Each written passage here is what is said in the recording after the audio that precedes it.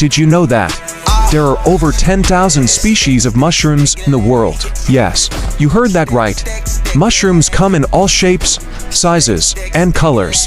From the tiny button mushrooms to the giant puffballs, there's a mushroom for everyone. Did you know that the largest living organism on the planet is a fungus? Yes, you heard it right.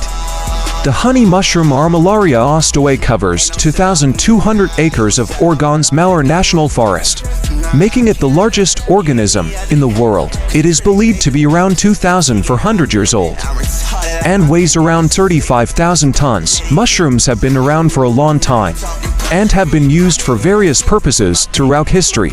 In ancient Egypt, mushrooms were thought to have medicinal properties and were used to treat a wide range of illnesses. During the Renaissance, mushrooms were considered a delicacy and were served to royalty and nobility. In modern times, mushrooms are used for their medicinal properties and are a gourmet food all over the world. While mushrooms are generally safe to eat, some species are toxic and can cause severe illness and even death. It's essential to know which mushrooms are edible and which ones are not. Always buy mushrooms from a reputable source and consult an expert if you're unsure about any. Mushrooms edibility. Ain't no setup.